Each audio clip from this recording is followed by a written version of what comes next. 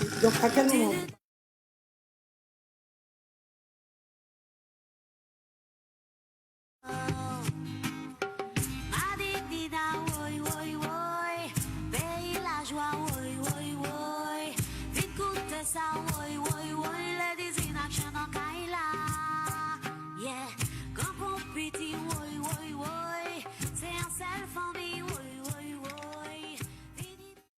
Bonjour, merci de nous accueillir chez vous, en Martinique, en Guadeloupe, en Guyane, en France, en Belgique, au Luxembourg et sur les réseaux sociaux, puisque nous sommes en direct de Facebook. Aujourd'hui de la MEP, de l'école de la MEP, avec des étudiants qui sont à la MEP et des enseignants. Alors pour commencer, Kéran Fidelin, pardon, Fidelin. Kéran, merci d'être là. Donc toi, tu es un étudiant de la MEP.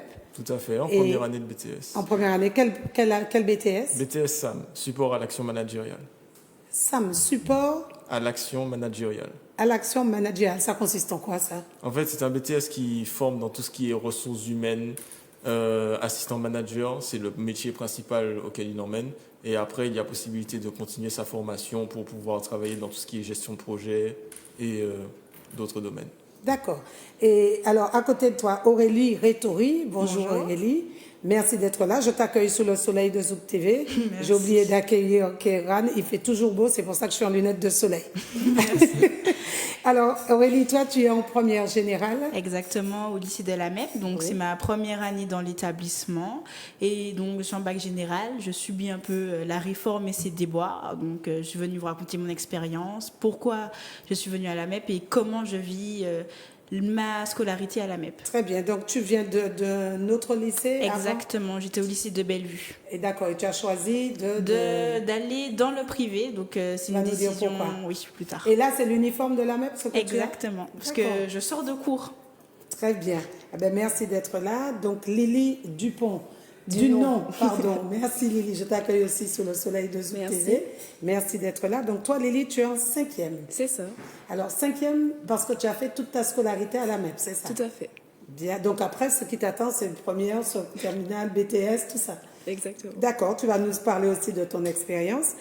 Et avec vous, Madame Largène, qui est enseignante en BTS. Bonjour. Merci d'être là. Je t'accueille pareil, sous le soleil de Zouk TV. Merci. Alors, toi, tu es enseignante en BTS. Voilà, je suis enseignante en BTS et aussi coordinatrice du BTS à la MEP. Alors, mais enseignante de quelle matière? Culture générale. Ça veut dire quoi? Français. Ah bon? Je m'attends. Donc, c'est la nouvelle appellation. Enfin, ça fait quand même près d'une dizaine d'années qu'on a changé le nom de la matière. C'est culture générale et expression. Donc, français, ça, on ne parle plus de professeur de français? En BTS, non. D'accord. Bon, bien, on va passer une bonne après-midi. Je vous rappelle que nous sommes en direct, que vous pouvez téléphoner au 05 96 71 27 07 pour leur poser toutes les questions que vous souhaitez. Et puis, alors, Kéran Fidelin. Kéran, attends, je vais remercier mes sponsors, Kéran, avant. Je vais remercier l'ISAC pour mes lunettes au 66 de la rue Victor Hugo. Puis ma tenue, c'est la boutique Aimée à la rue Victor Hugo. Donc, je remercie Stéphanie Solis pour mon maquillage. C'est pour ça que j'avais gardé les lunettes, Aurélie. Je remercie Stéphanie, toujours à la rue Victor Hugo, pour vous présenter cette émission. Alors, Kéran, la MEP, qu'est-ce que c'est? On entend beaucoup parler de ce lycée. Quand j'ai dit que je vais présenter la MEP, les gens me disaient « Ah bon, mais la MEP, mais ça existe depuis quand? Pourquoi? Comment ?» C'est à toi. Tout à fait. Pour parler de la MEP, ce n'est pas qu'un lycée, comme vous l'avez dit. En effet, il y a un aspect lycée dans l'établissement.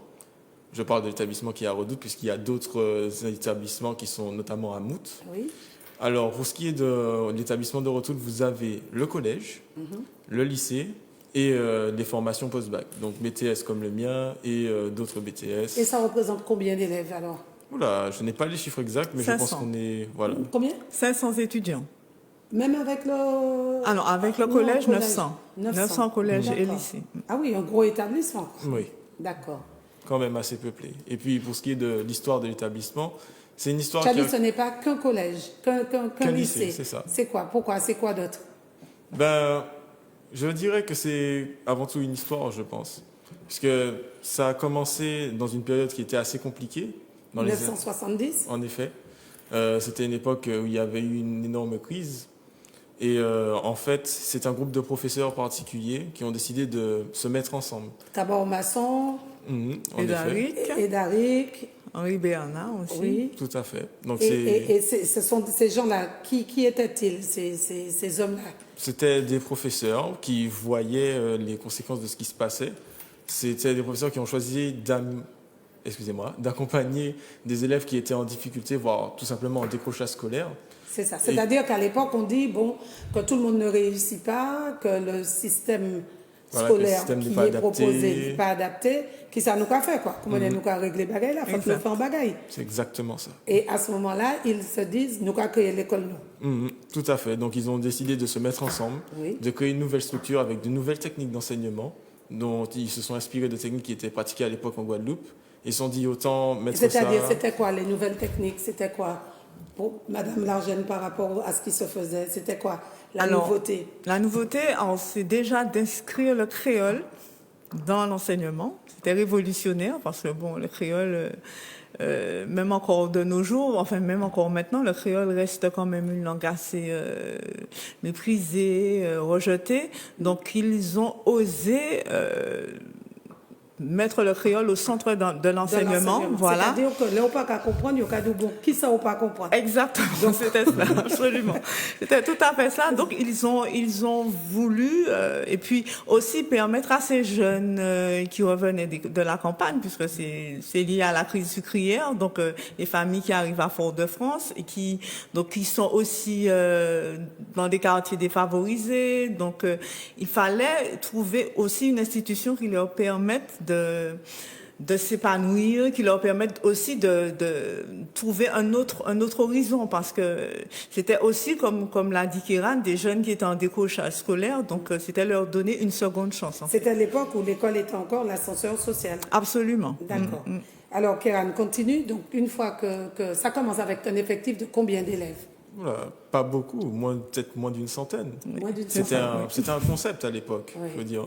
Et ils se sont installés du coup au quartier Sainte-Thérèse.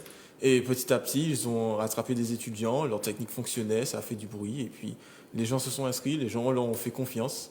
Et de nombreux élèves ont pu se reprendre en main, si je peux dire. Ça serait comme l'école de la dernière chance. Exactement. C'était ça. Et puis ensuite, l'école a évolué. Elle a été emmenée à également déménager à l'emplacement qu'on lui connaît aujourd'hui, sur la route de Redoute. Ça avait été fait à l'époque, Aimé Césaire était encore maire, et il les avait beaucoup soutenus dans leur démarche. Donc, une fois que ça s'est fait, l'école a suivi son chemin. Elle a encore une fois prospéré, grandi, jusque dans les années 80 où il y avait eu un changement, notamment dans un point de vue politique. Avec la gauche qui arrive au pouvoir, etc. Et François Mitterrand. On a les images là, bienvenue à la MEP, avec, on voit... Monsieur Fonsat.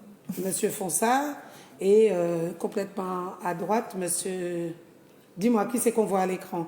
Parce qu'il faut parler sur les photos. Oui, alors, donc, complètement à droite. Alors, il y a monsieur Marie-Rose, oui. Marie-Sainte. Monsieur Marie-Sainte également. Oui. Et puis complètement à gauche, mon Dieu, j'oublie son nom. Donc, aussi, c'est un élu également. D'accord. C'est un élu également.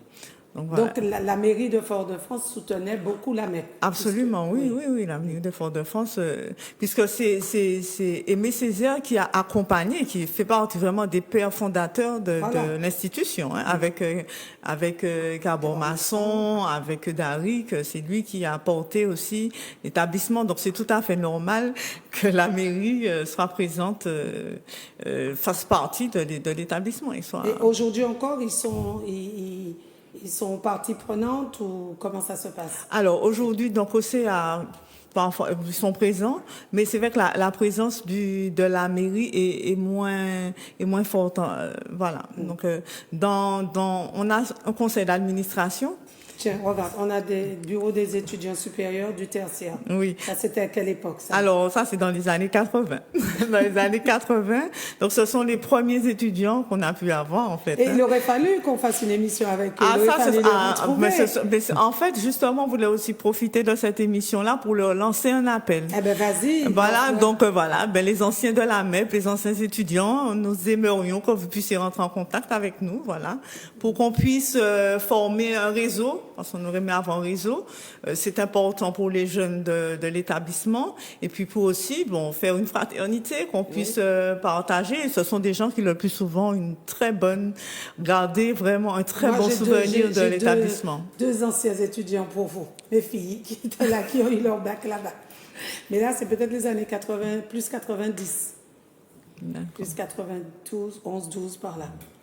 D'accord. Alors, Kéram, continue ta présentation sur la MEP. Et bien après ça, la MEP a continué à évoluer jusqu'à devenir l'établissement qu'elle est aujourd'hui. Donc je pense que c'est. Et toi, c'est tu une belle étais façon où de- avant d'être à la MEP? Alors, comment dire? Alors, je n'ai pas du tout fait de ma scolarité à la MEP. J'étais au lycée, j'ai eu mon bac en 2018 au lycée Bellevue. D'accord. Ensuite, j'ai été à l'Université des Antilles pendant un an et j'ai changé encore de branche pour faire une formation en métropole pendant un an. C'est quel pays, la métropole? La France. Ah bon, parce que tu m'as fait peur. Un monde qui la MEP, pourquoi dis-moi la métropole? Ouais, je ne sais pas, j'essaie de rester. La petite métropole de la boîte. Martinique, c'est Fort-de-France. Hein. En effet. Parce que quand tu es dans un pays, la métropole du pays, c'est la grande ville du pays là où tu es. Donc c'est la Martinique, la métropole de la Martinique, c'est Fort-de-France. D'accord. Donc en France, tu étais où en France? J'étais à Saint-Étienne, D'accord. petite ville près de Lyon, très Oui. sympathique. Et tu as fait puis, quoi là-bas à Saint-Étienne? J'ai fait une année de musicologie, puisque c'était quelque chose qui m'intéressait. C'était à une époque où j'essayais de chercher comment je pouvais gagner ma vie, faire ce que je voulais.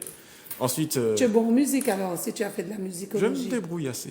Et tu joues de quel instrument? Alors, j'ai fait du piano, de la guitare, du chant, un peu de batterie et du violon. Bien. Et il y a une aide-moi, Kéram. Une section musique? Une section musique, mais un orchestre à la MEP? Non. Non, je ne crois pas. Mais il faut que vous fassiez, il faut faire ça comme aux États-Unis. Aux États-Unis, toutes les c'est vrai que les universités, il y a universités un groupe de musique, un orchestre vrai, de c'est l'école. vrai. Vous avez déjà Kéram. C'est vrai. Il doit y avoir plein de jeunes qui font Alors, de la on musique. en a. Alors, c'est vrai qu'il y a 3 ans, non, plus 4 ans de cela, on avait un orchestre avec des jeunes, des étudiants notamment, qui en faisaient partie. Mais bon, le projet n'a pas Il faut duré. relancer ça. Mais c'est vrai que Faut c'est une relancer idée. ça. C'est Ben vrai. oui, C'est que vrai. le collège, que la MEP ait un groupe. Et son orchestre. En orchestre. D'accord. Et donc, une fois que tu as quitté Saint-Étienne, tu reviens en Martinique. Oui, je suis revenu en Martinique parce que je voulais me relancer dans un BTS et aussi être un peu plus proche de ma famille. Et je me suis dit, pourquoi pas la MEP? D'une part, parce que c'était tout près. Et d'autre Pourquoi tu part... habites Guadeloupe? Oui. Donc, c'était un sacré avantage. Et d'autre part, c'était que je m'étais dit, autant faire un BTS qui va m'emmener des compétences concrètes que je pourrais appliquer tout de suite en entreprise Et que tu pourras et que je pourrais revaloriser après. ici en Martinique aussi, Surtout. surtout. Très bien. Parce que on dit que souvent les jeunes partent, mais si la formation n'est pas adaptée aux besoins du pays, c'est normal qu'ils partent. Mais absolument. C'est ça. Il n'y a rien pour les retenir et que, oui, ils n'ont Voilà. pas d'avenir. Si, c'est si, clair. si tout ce qu'on leur dit, c'est l'avenir est ailleurs. Aller Londres, aller New York, aller Singapour, maintenant c'est ça, aller Singapour, aller tout partout. Ben, il n'y a pas qu'à été, hein? C'est sûr. C'est sûr. Ça, c'est clair. D'accord. Et donc, tu es en première année, tu mets En BTS, Sam, oui. en Première BTS, année. première année de BTS. Et comment ça se passe cette année de BTS, puisque avec la situation sanitaire, c'est pas évident. Eh bien, Est-ce que vous avez des cours en présentiel depuis le début ou Oui. pas? Oui, Oui. pour l'instant, ça a été sans interruption. Sans interruption. Il y a eu la contrainte évidente du masque, qui Oui. n'est pas toujours évident à supporter, notamment avec la chaleur, etc. Oui. Mais on essaie de faire avec. Et pour ce qui est de l'organisation des cours, on a une équipe pédagogique formidable, dont fait partie Madame Margène. Parce qu'elle est là que tu dis ça? Un peu, mais, Oh, merci, Kéra. mais franchement, c'est intéressant. Même moi, je suis un peu surpris, parce que je pensais que simplement que j'allais juste faire mon année. Et Même si je me disais ça au départ, j'ai fini par aimer vraiment ce que je faisais. Pourquoi tu t'es surpris, Kéran? Attends, on ne peut pas comprendre. Tu reviens dans ton pays, tu reviens dans une école qui a eu un projet de réussite. C'est ça l'école, c'est le projet. Oui. Et tu es surpris que ce soit bien. Ben, comment Alors dire dis ça à toutes ces caméras-là, comment c'est bien. Eh bien, oui, je vous le dis, c'est bien. C'est un bon moment qu'on passe. C'est des profs qui sont motivés et qui ont vraiment envie de faire leurs élèves réussir et apprendre. Et quand je disais surpris, c'était par rapport au fait que, je vous dis ça de vous à moi, et bien sûr, aux téléspectateurs. Tu peux rien me dire en secret. C'était que j'étais parti dans une période où je ne savais pas vraiment ce que je voulais faire. Je m'étais dit, autant faire quelque chose qui s'apportera des compétences concrètes. Oui. Donc, j'appréciais tout ce qui était management et ressources humaines. Et alors que je m'attendais simplement à rouler sur l'année et puis simplement on y va, je me suis dit que c'est vraiment quelque chose d'intéressant. Je me suis laissé surprendre et je pense que ça vaut vraiment le coup.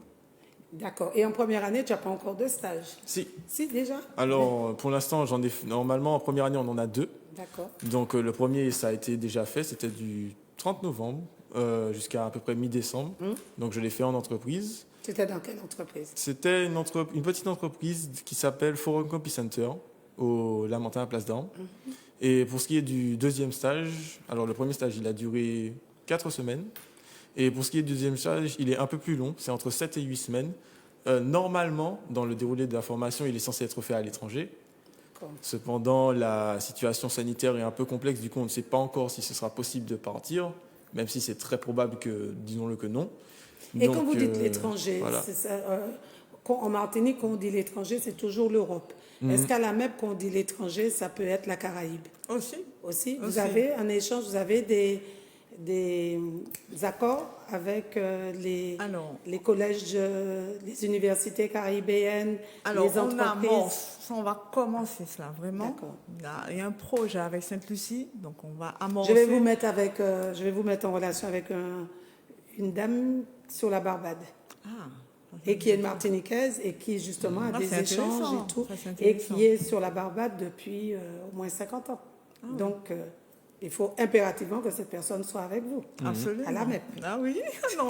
En fait, on développe ces relations-là, ces relations avec l'extérieur, ce partenariat, puisqu'on leur propose, on a proposé à la génération il y a 2 ans, parce que l'année dernière, il n'y a pas eu non plus de stage à l'étranger. Donc, on leur propose Saint-Domingue, Saint-Martin. Oui. D'accord? Oui. Saint-Martin, c'est oui, Saint-Martin et Saint-Domingue, oui, absolument. Donc, on ne leur propose pas uniquement l'Europe. D'accord. Alors, j'ai toujours un problème avec les noms, t'inquiète pas, Aurélie. C'est comme ça, je ne sais pas pourquoi. C'est pour ça que j'écris en plus. Aurélie, toi alors, à quel moment parle-nous de toi, à quel moment tu es arrivée à la MEP et comment ça se déroule pour c'est toi? ma première année à la MEP, je suis rentrée en septembre, donc comme Kiran, j'ai fait toute ma scolarité dans le public, donc c'était la première fois que je rentrais dans le privé, c'était une nouvelle expérience réellement. Tu étais où? Au lycée de Bellevue, oui. Donc ça a suivi un cursus, un déroulé on va dire basique. Attends, tu m'as dit première année de... Non, je suis en première générale.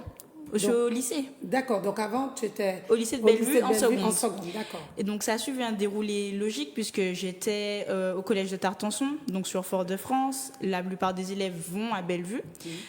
Et j'ai eu beaucoup de désillusions. Carrément. Donc, oui. Alors effectivement, le contexte était compliqué. On a eu la période de Covid, il y a eu les grèves qui ont succédé. Ah oui, il faut dire que dans le public, quand il y a des grèves, il y a des grèves. Voilà. Et vous, il n'y a pas de grève chez vous. Non. Dans le public, il n'y a pas de grève. Ah, ça c'est bon pour les parents. Dans le privé, non, il n'y a pas de grève. Dans le privé, il n'y a pas de grève. Et donc, il y a eu les grèves, il y a eu le Covid, mais il y a aussi une autre mentalité que je n'ai pas retrouvée. Parce que depuis mon enfance, dans les classes où j'ai été, on m'a toujours appris à chercher l'excellence, à se dépasser, pas forcément être le meilleur ou à essayer d'être au-dessus des autres, mais de se dépasser, d'aller chercher ses limites. Et c'est quelque chose que je n'ai pas retrouvé à Bellevue. Mais on dit que c'est l'un des meilleurs. Je sais. Alors peut-être que l'enseignement ne m'était pas adapté, peut-être que certains y voient quelque chose qui leur correspond, moi non. Et je me suis sentie dans une vague, dans une foule où vous avez des classes et des classes. Ils sont combien par classe? On est une trentaine, plus. Et à la MEP? Alors, à la MEP, c'est une vingtaine. Voilà, et en sachant qu'on n'a qu'une classe de première générale, nous on est seuls en première générale, on n'a qu'une classe de première STMG, qu'une classe de STI 2D. À Bellevue, on était 14 secondes. Donc, cette 14 secondes à 30, le professeur ne connaît pas votre nom. Et là, vous vous posez des questions sur je suis à l'école, mais la personne que j'ai en face de moi ne me donne pas la passion et on ne retrouve pas cette envie que moi j'ai eu d'apprendre. Donc ça devient une contrainte et donc bien entendu il y a eu les grèves, il y a eu le Covid.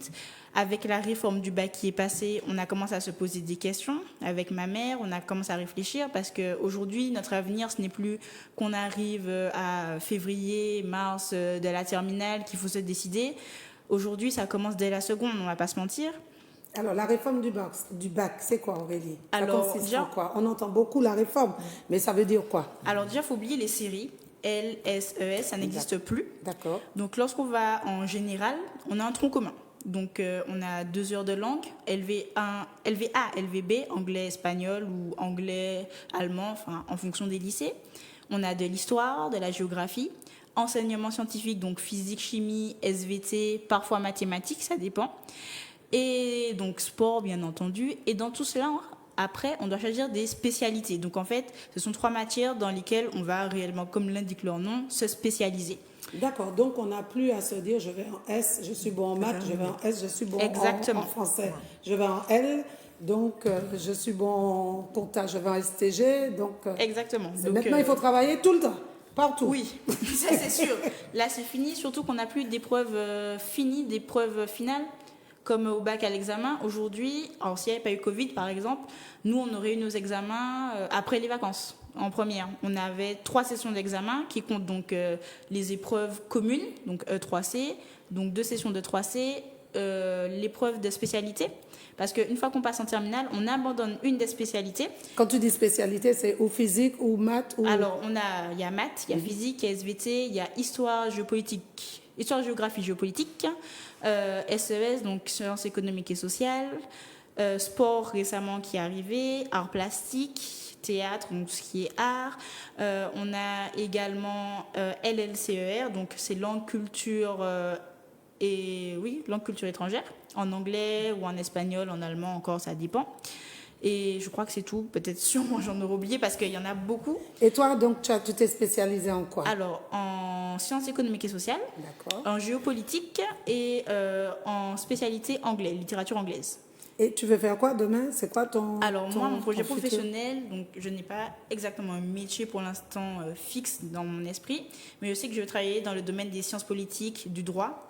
Donc, l'objectif, c'est d'entrer à l'école de Sciences Po Paris.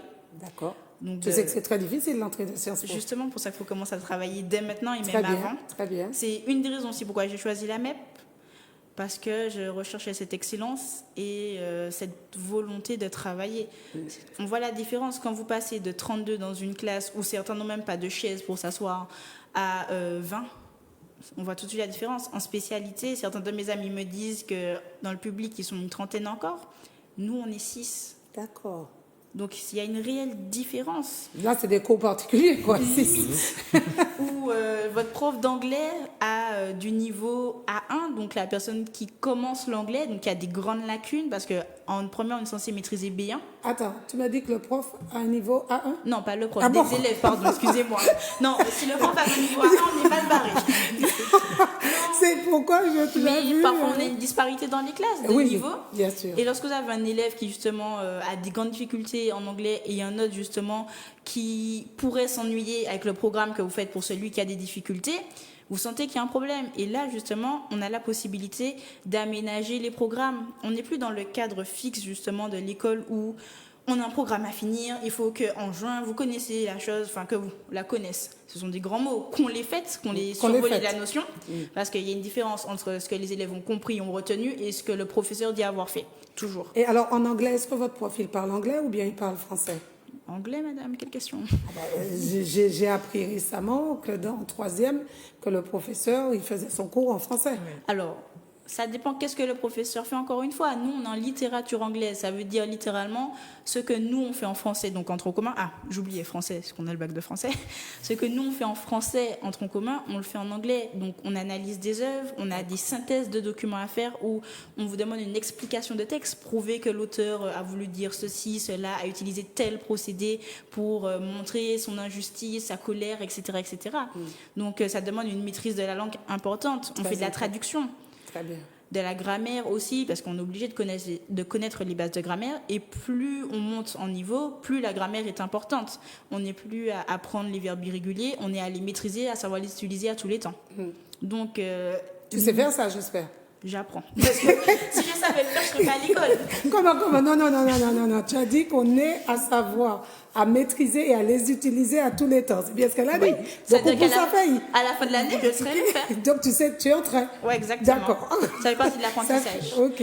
Et même nos professeurs qui ont une nouvelle vision de l'enseignement, ou pour vous dire, j'ai été étonnée d'arriver à la MEP, parce que j'ai un professeur qui me dit la vérité en sciences économiques et sociales. Donc, on a cette matière-là en seconde, en tant que matière de découverte, où on a fait le programme très clairement. Donc, vous avez un fichier programme français, on ne va pas se mentir.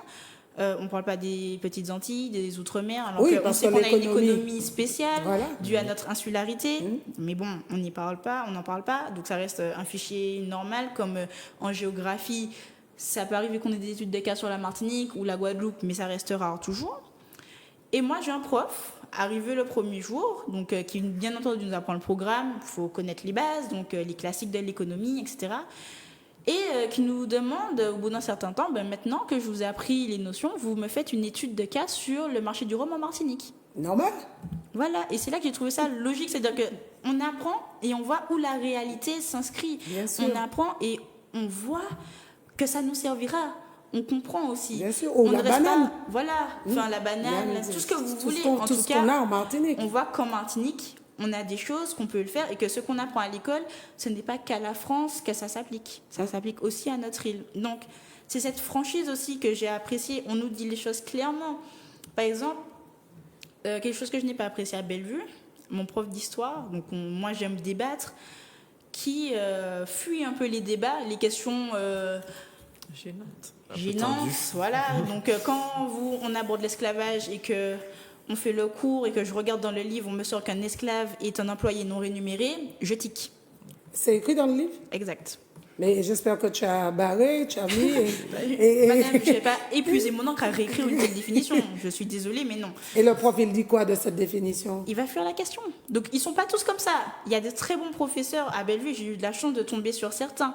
Mais dans la majorité, je sens que... Donc, il passe. C'est dit, voilà, on continue. On n'approfondit pas. Ou alors, c'est pas l'objet de l'étude d'aujourd'hui, on verra ça plus tard, ou on n'a pas le temps. Souvent, on n'a pas le temps, on n'a jamais le temps.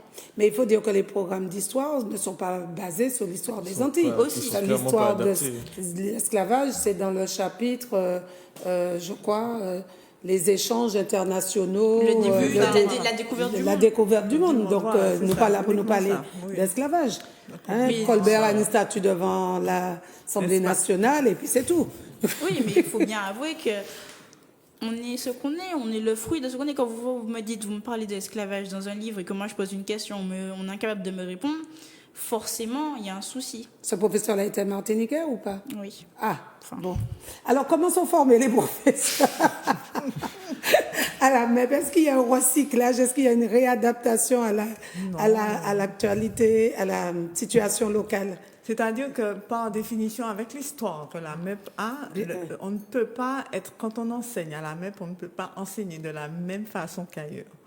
Parce qu'on a imprégné de cette histoire, donc cette volonté de faire avancer les jeunes, de les ouvrir au monde, à la culture, parce que la MEP, c'est ça, c'est vraiment ouvrir à la culture martiniquaise, puisqu'on a parlé du créole qu'ils avaient mis en avant, les pères fondateurs. Donc, c'est clair que nous, enseignants, nous sommes dans cette dynamique-là et c'est ce que nous apportons à cette jeunesse qui nous est confiée, en fait.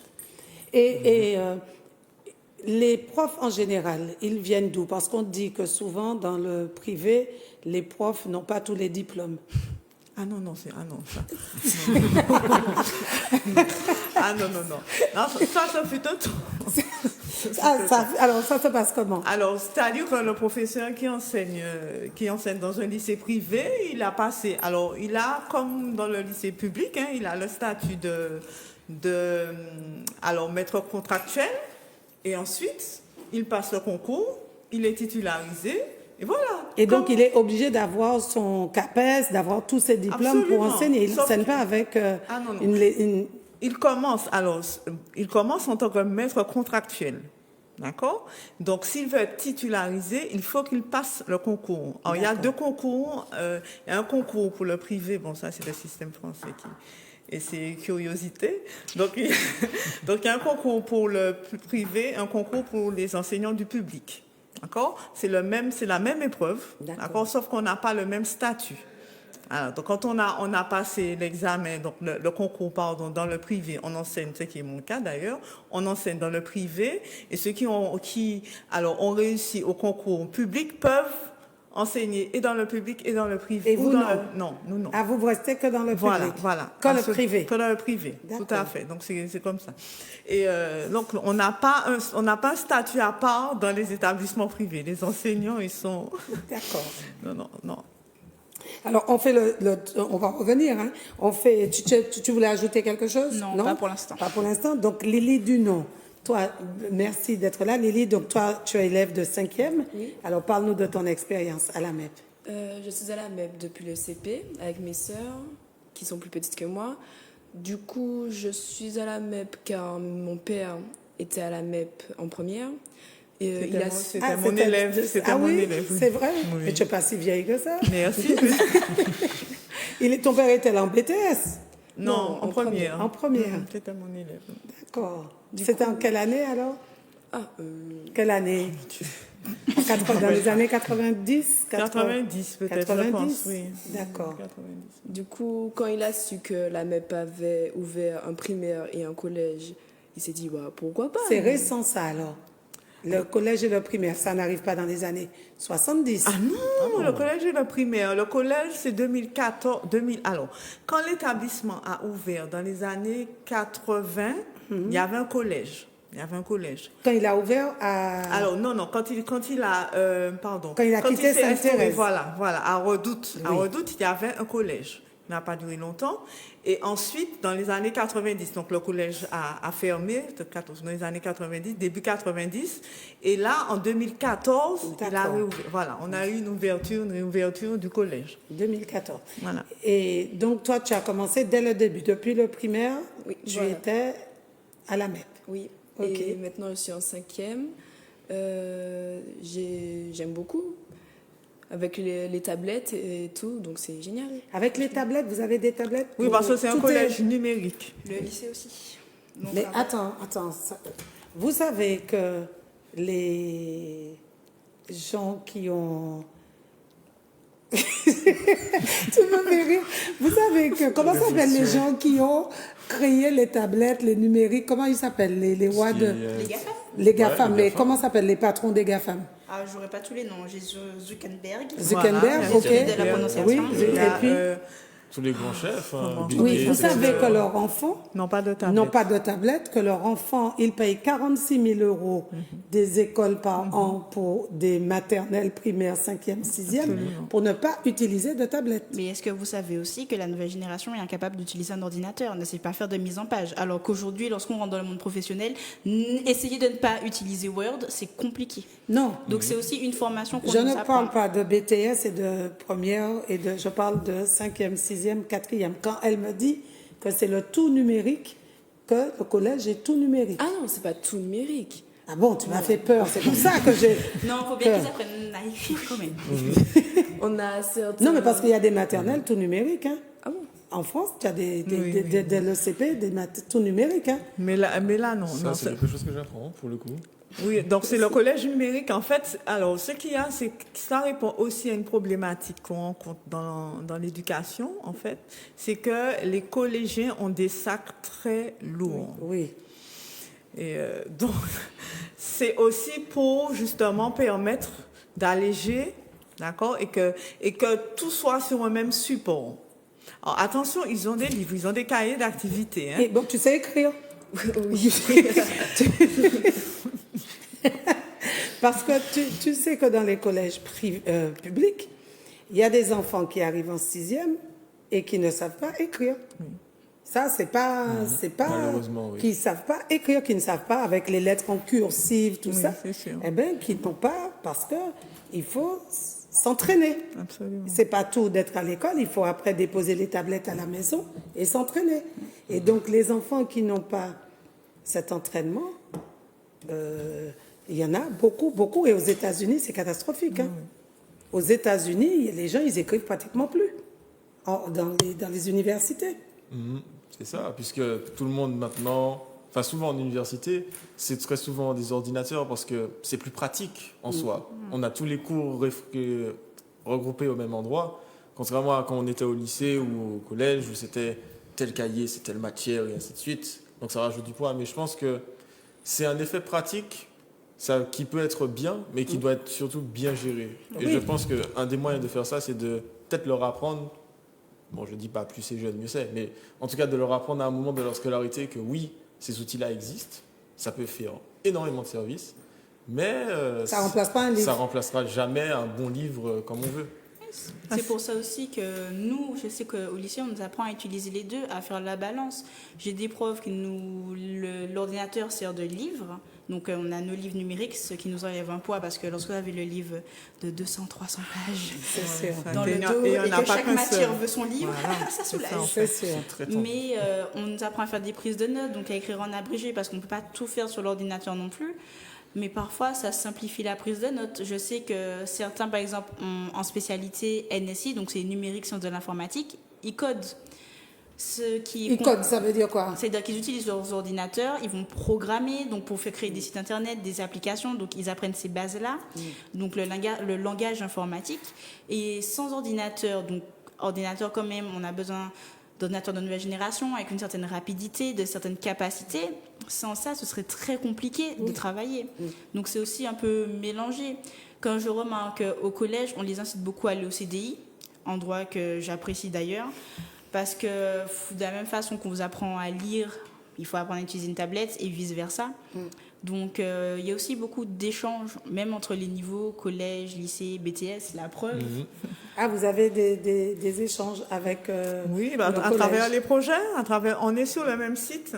Alors, sauf certains BTS qui se trouvent à Rinal-Sarcus, à Mout, mais sinon, les trois niveaux se trouvent sur le même site. D'accord. Voilà. Alors, continue Lily. Donc, toi, en 5e, comment ça se déroule pour toi, les cours?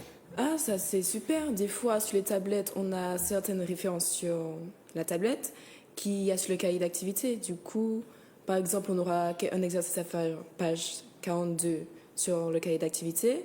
Et le texte sera sur la tablette. Du coup, franchement, c'est pas quelque chose qui est trop prenant sur la tablette. On n'est pas tout le temps dessus. D'accord. On est aussi souvent sur les livres.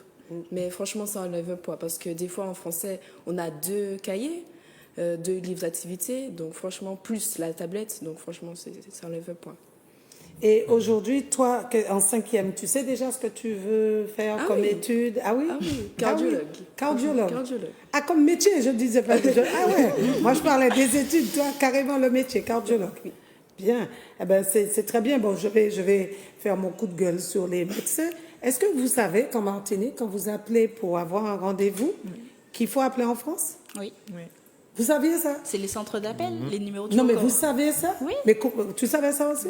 Non. C'est les plus 33. Mais c'est l'indicateur. Non, mais c'était pas un plus 33, c'était un 01. J'ai appelé dans un cabinet en Martinique pour avoir un rendez-vous. Oui, c'est des pour une centres. radio.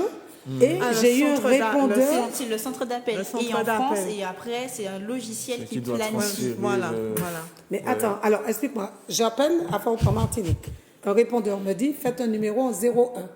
Quelqu'un me répond en France, me dit qu'elle est à je ne sais plus, Saint-Ouen, je crois. Et elle me donne un rendez-vous en Martinique. Oui, c'est une centrale d'appel. Mais attends, vous n'avez pas ni possibilité de mettre en centrale d'appel Martinique? Je suppose que oui, mais après, je ne sais pas ce qui... S'il y a une volonté de mettre ça en place, ça c'est la question. Non, mais ça vous révolte pas? Ah oui. Le jour où vous avez besoin d'un rendez-vous urgent, Ça interpelle. prenez votre mal en patience. Ça interpelle. c'est quand même, ça Mais c'est interpelle. curieux, C'est c'est curieux curieux. quand même qu'une centrale d'appel, c'est un standard. J'ai eu une dame au téléphone qui m'a dit, oui, eh ben non, on ne peut pas vous donner pour un Doppler, c'est pas possible. Appelez à la clinique Sainte-Marie. Et c'est en France que tu appelles pour prendre un rendez-vous pour aller en Martinique. Ah, mais c'est tout informatisé, c'est aussi... Mais non, mais il y voilà. avait une voix, il y avait quelqu'un, c'est-à-dire il y a un monde qui a travaillé en France et il y a un monde qui n'a pas travaillé en Martinique. Ça doit être des raisons économiques aussi. Parce que ça doit être moins cher pour les hôpitaux de passer par un T'as pas un centre. hôpital? Ah non, une clinique. Non. Un médecin. Oui, privé. Ça doit être moins cher. Ça doit être toujours moins cher pour eux que de payer une secrétaire. pense. Ouais, je pense. Hein. Parce qu'à ce moment-là, ce sont des prix groupés. Lorsque vous avez une centrale d'appel qui a 50 professionnels, Voilà, ça c'est leur chacun coûte qui- toujours moins cher que d'avoir. Et pourquoi on un ne fait pas une employé. centrale d'appel en Martinique Ah, nous-mêmes? là, c'est la Faudrait le question. suggérer. C'est ça, la C'est une question. piste. Alors, Lily, toi, tu veux être cardiologue. Oui. Et ce sont des études qui sont longues, qui sont comment, ces études-là? Je crois que c'est 11 ans d'études pour la spécialité, je crois. D'accord. Plus la spécialité. Donc voilà. Franchement, Et pourquoi c'est- cardiologue? Qu'est-ce qui te plaît? J'ai toujours été fan de la médecine. Quand j'étais petite, quand mes sœurs signaient du nez, j'étais toujours en mode c'est moi, c'est Lily. Donc voilà.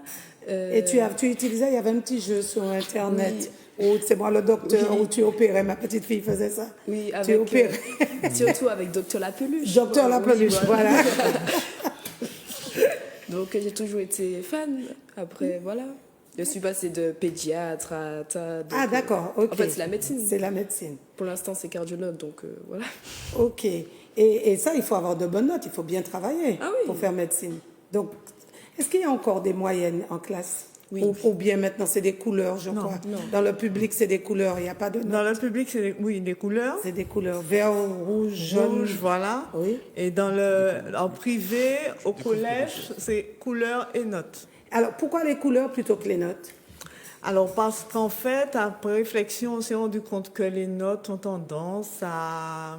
En fait, cela peut dévaloriser l'élève. Ah bon, parce que pourquoi? Quand tu as un envoie- vin, et puis ça veut dire que tu es en vert. Et quand tu as un rouge, ça veut dire On est que tu es d'accord. zéro. Ah non, moi, je partage. Donc, Parce que- quelle est la différence pour la personne qui est en rouge? Alors, la réflexion est autre. C'est-à-dire qu'on se dit on réfléchit en matière de compétences. D'accord. D'accord? C'est cela le principe des couleurs, contrairement au principe de la note. D'accord. La note est perçue comme une sanction. Enfin, quand elle est mauvaise, évidemment. Elle est perçue, alors que les couleurs, c'est perçu en matière de compétences. Donc, on se dit, tiens, l'élève, puisque c'est aussi, par exemple, en français, il y a la rédaction, il y a la grammaire, l'orthographe au collège. Donc, c'est en matière de compétences. Donc, est-ce qu'il sait rédiger? Donc là, il aura du rouge. S'il ne sait pas rédiger, etc. Si c'est bien, s'il maîtrise, c'est du vert. Donc, c'est surtout en matière de compétences. D'accord. Donc, c'est une autre philosophie, Ouais, de donc c'est l'enseignement, en fait. comme pour chez le primaire, tu es c'est des compétences. Exactement. D'accord. C'est Acquis, tout à non fait ça. acquis, Voilà. en voie Voilà. d'acquisition. Exact. C'est comme ça que ça fonctionne. Ben oui, si c'est comme ça depuis le primaire, autant continuer après. Sauf qu'au lycée, ce n'est pas ça. Ah Ah, donc si tu arrives en troisième, tu c'est pas encore acquis. Donc quand tu arrives en première, en seconde, seconde. c'est zéro. Si c'est pas acquis. Non, pas forcément zéro. Après, ça Si c'est dépend. pas acquis.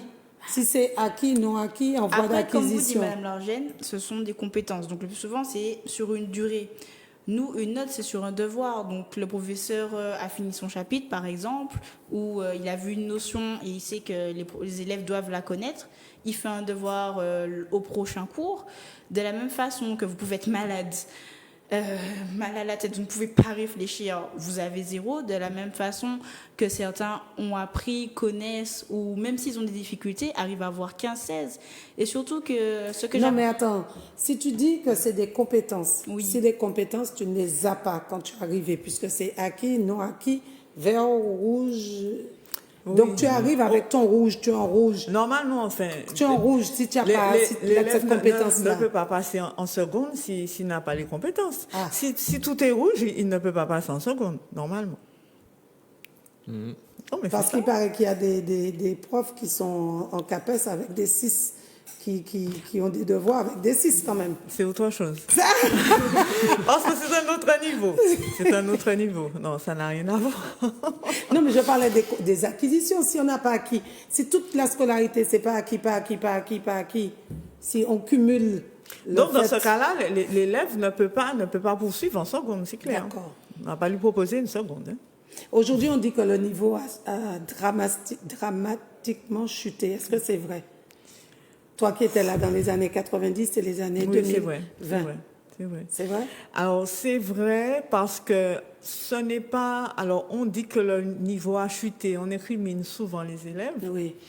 Mais il y a aussi des méthodes qui ont fait que nous en soyons là. Hein. C'est-à-dire que, par exemple, la méthode de lecture, la méthode globale.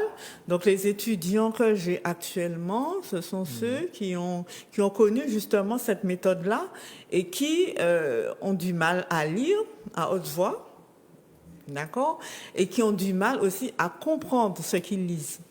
Je suis contente d'avoir l'explication. Pourquoi alors? Pourquoi? Parce qu'ils n'ont pas eu... Alors, déjà en amont, parce que la lecture, parce que la méthode globale ne permet pas de connaître, de lire. La méthode globale, c'est... Quand je vois un mot, je le reconnais. Mais la méthode que moi j'ai apprise, par exemple, c'est la méthode donc syllabique. Oui. Donc, elle permettait vraiment, là, on est un lecteur, voilà, on est un lecteur actif. Mais la méthode globale, c'est une... La maîtresse va... C'est-à-dire qu'on joue sur des automatismes, mais on ne crée pas une vraie lecture, une lecture active. Et on en est revenu ou bien on est toujours à ce niveau-là? Non, on en est revenu. Parce que je pense qu'on s'est rendu compte que ça a fait suffisamment de dégâts. Et donc, voilà. Et puis, autre chose, c'est que la lecture n'est pas suffisamment... on n'encourage pas suffisamment les jeunes à lire. Donc après, bon, c'est vrai qu'ils ont d'autres centres d'intérêt. Mais en 5e, normalement, tu as au moins une 14 livres à lire d'ici la fin de l'année. Ah oui, là on a étudié déjà 2 livres, Yvan, le Chevalier au Lion et Les Fourberies de Scapin. On va entamer le 3e livre normalement la semaine prochaine. Du coup, oui, et même des fois sur la tablette, on a des petits textes à lire et franchement, on lit beaucoup. Normalement, on lit. Moi, non, vous vous souvenez pas que vous lisez, il y avait beaucoup. Alors, si on ne comprend pas, donc on va vite abandonner?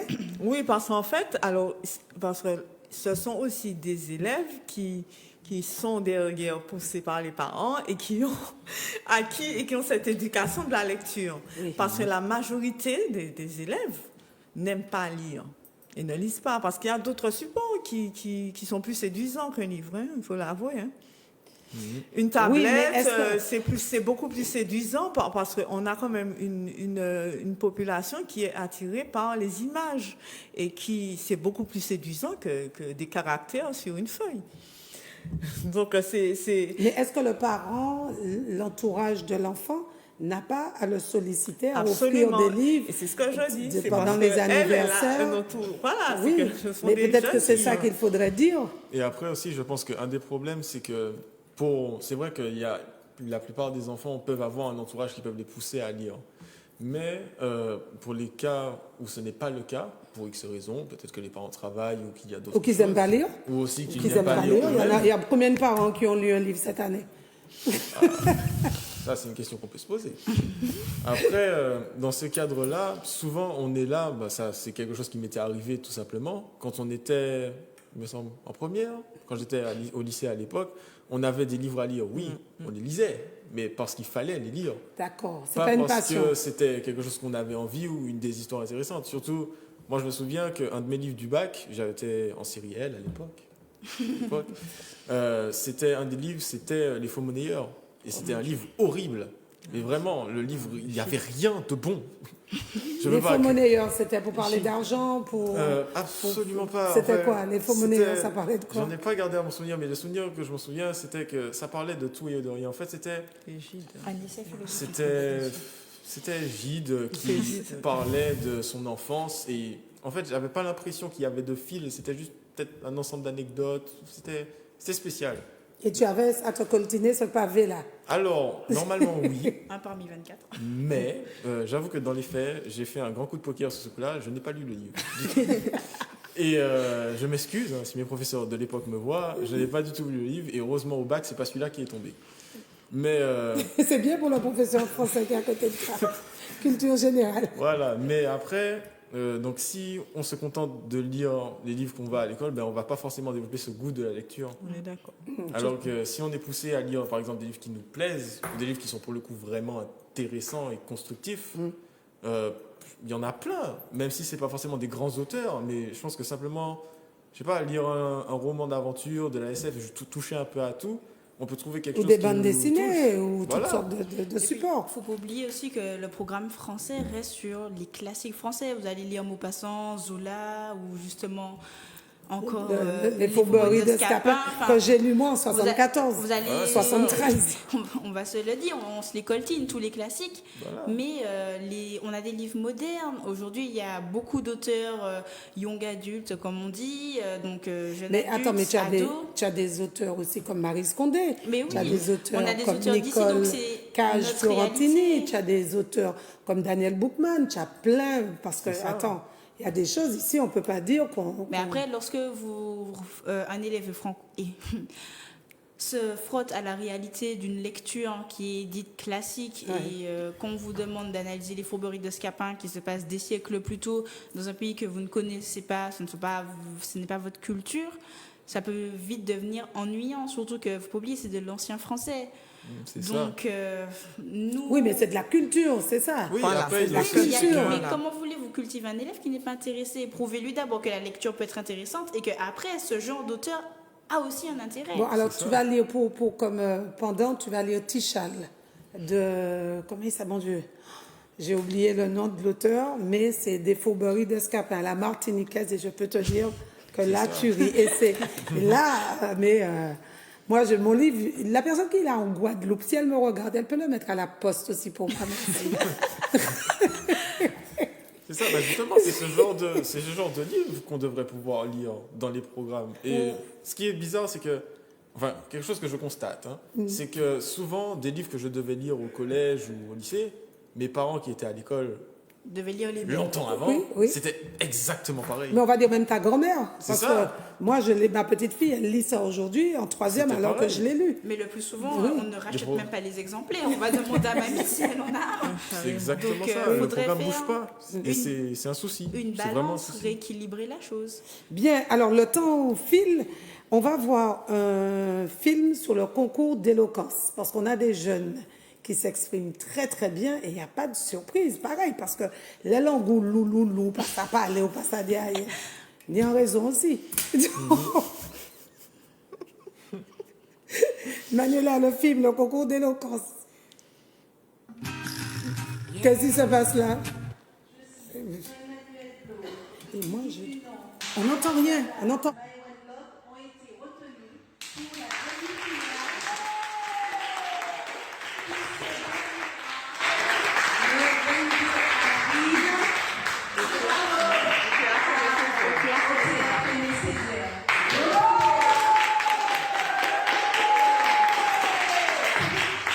Nos candidats, alors, se sont distingués par rapport aussi à l'autre groupe. Ils ont obtenu de meilleurs résultats que l'autre groupe.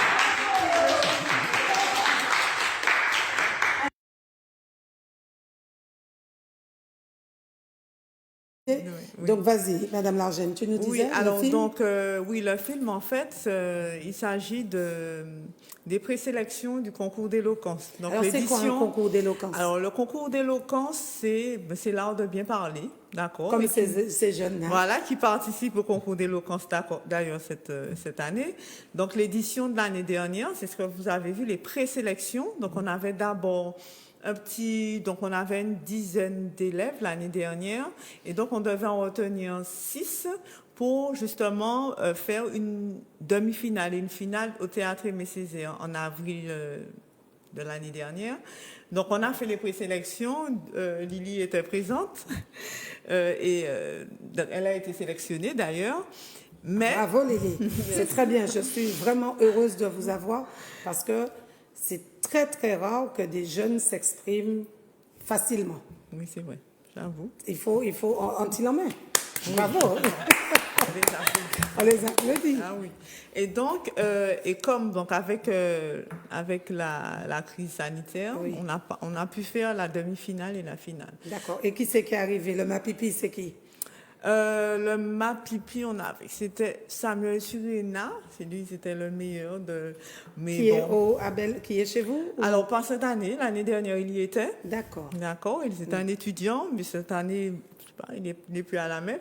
D'accord. Mais et donc voilà, et cette année c'est la 2e édition du concours d'éloquence. Hier il y a eu des présélections, donc avec ces messieurs dames. Et qui c'est qui est? Vous êtes tous les trois, vous avez été sélectionnés. Exact. Voilà, avec deux camarades. autres. Ouais, Voilà. 2 autres. Très bien. D'accord. Et la demi-finale finale, 21 avril, avec le séminaire. Le séminaire collège. Collège, oui. Et ça aura lieu où? Au théâtre Aimé Césaire. Moi, je vais venir. Mais on vous attend. Ah ben oui. Ah ben, Et puis vous ça allez les fait ramener plaisir. ici pour nous dire comment ça s'est passé. Avec plaisir. D'accord. Voilà. Alors, on va faire un petit... Est-ce que vous voulez rajouter quelque chose avant de partir? Non? On va accueillir qui? Là, maintenant, on va accueillir qui? Donc on va accueillir alors Deux autres. Yann, voilà, et Kéliane aussi. Kéran, pardon, c'est Kéliane. Kéran ou Kéliane. Donc un autre étudiant, oui, voilà. D'accord. Donc deux étudiants qui... Deux étudiants de BTS Voilà. et un professeur. Non, juste 2 étudiants. Et tout à l'heure, Madame Lumino Burgo. Madame Ludmila Burgo, oui. Quand est-ce qu'on l'a? Tout à l'heure, après... Il va falloir qu'on fasse... On fait une pause maintenant pour accueillir les 2 autres élèves et on revient. T'es venu t'installer chez moi, car tu en as marre de vivre chez toi.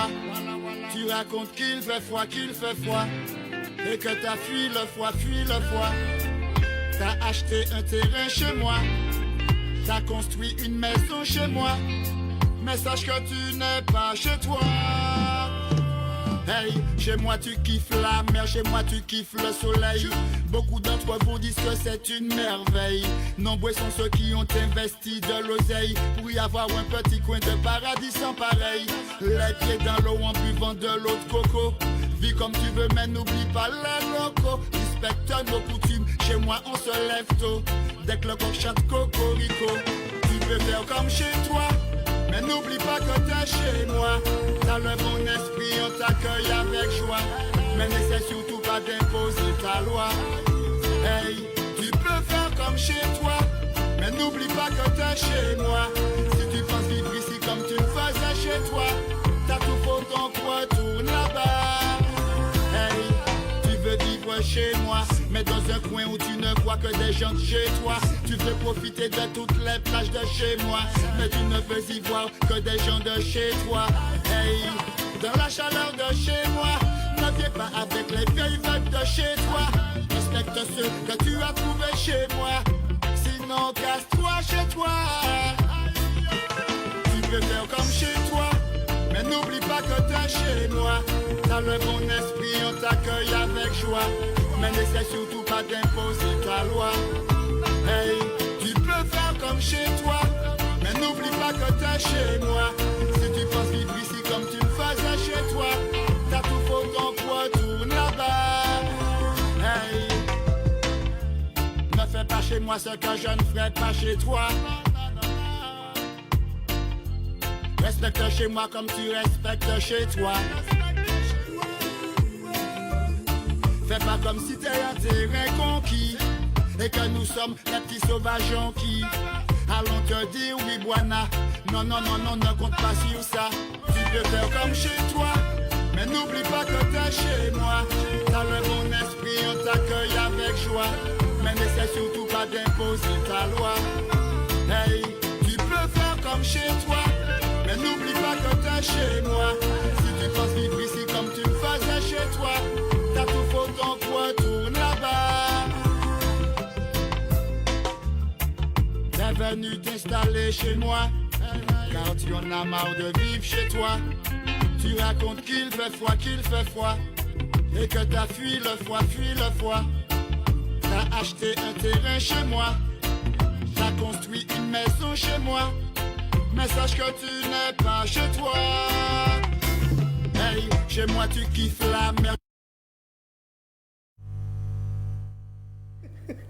Excusez-moi, ce sont les inconvénients du direct quand on fait un changement comme ça. Donc, je parle avec Madame Burgo-Ludmila. C'est ça, bonsoir. Merci d'être là. Donc, toi, tu es une ancienne étudiante de la MET. Oui, c'est ça, Qui exactement. est devenue professeure.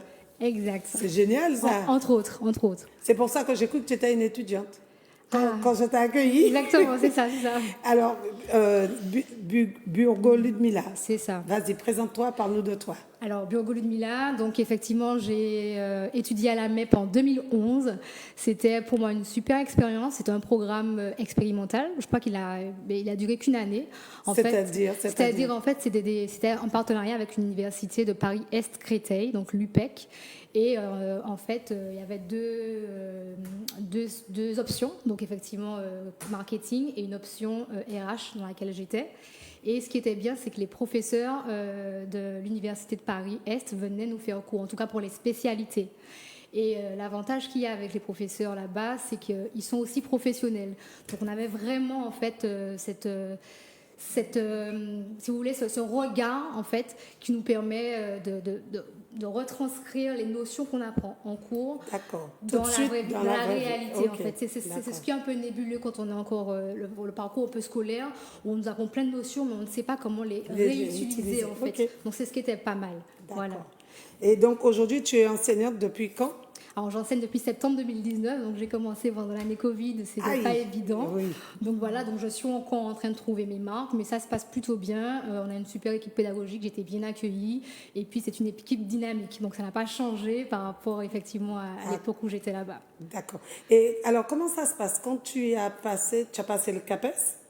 Non, alors moi je suis maître auxiliaire, donc je ne suis pas seulement enseignante. C'est pour ça que j'ai dit. C'est quoi maître auxiliaire par rapport?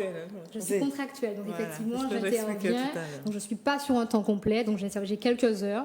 Mais à côté de ça, je suis aussi chef d'entreprise et présidente d'association. Donc chef d'entreprise, tu as quoi comme entreprise? J'ai une entreprise de conseil et développement stratégique d'entreprise. Donc j'accompagne des porteurs de projets, mais aussi des entreprises déjà créées qui souhaitent se développer ou revoir leur stratégie. Très bien.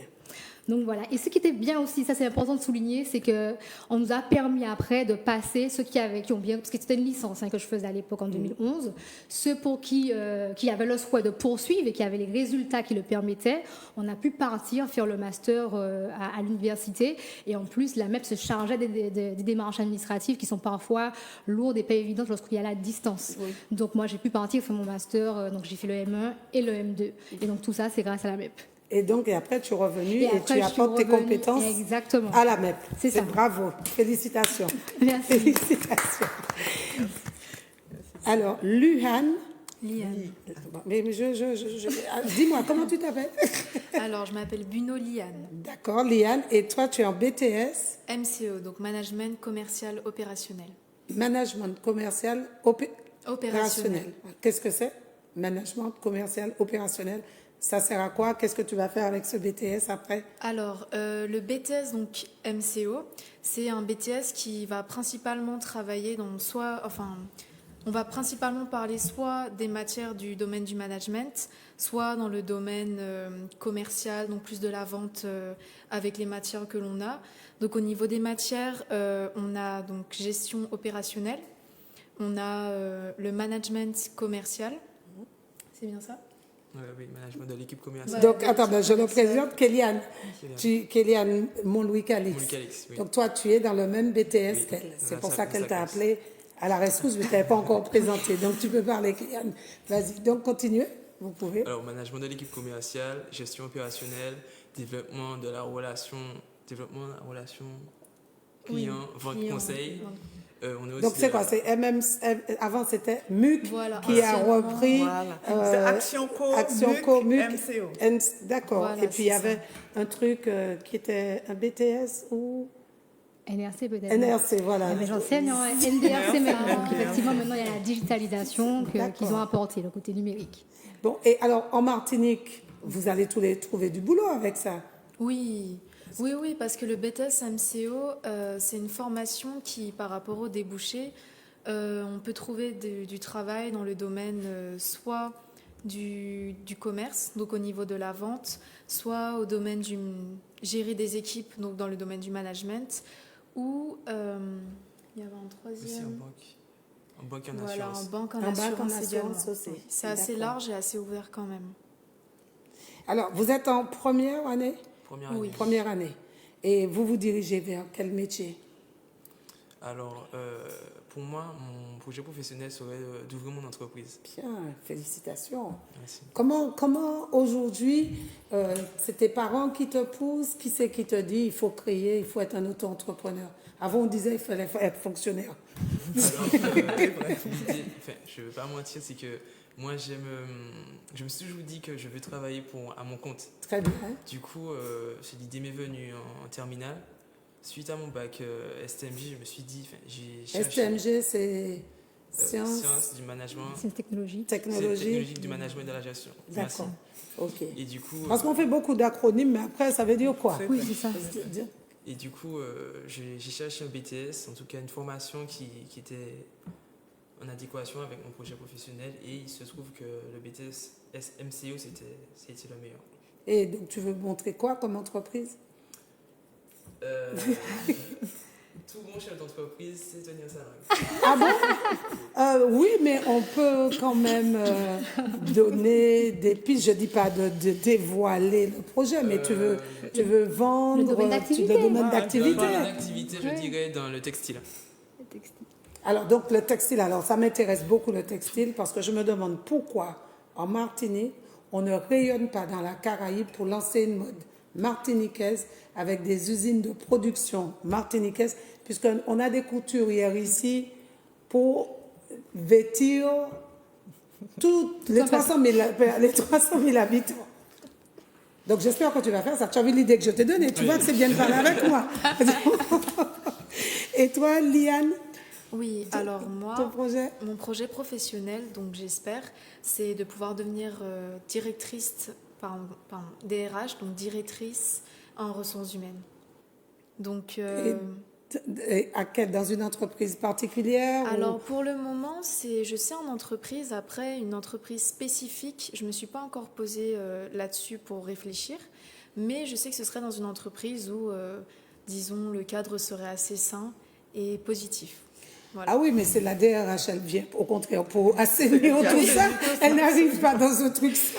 Oui, mais, c'est vrai. alors pourquoi choisir justement les ressources humaines? Tu penses qu'ici, les choses sont compliquées, les conflits ne se gèrent pas?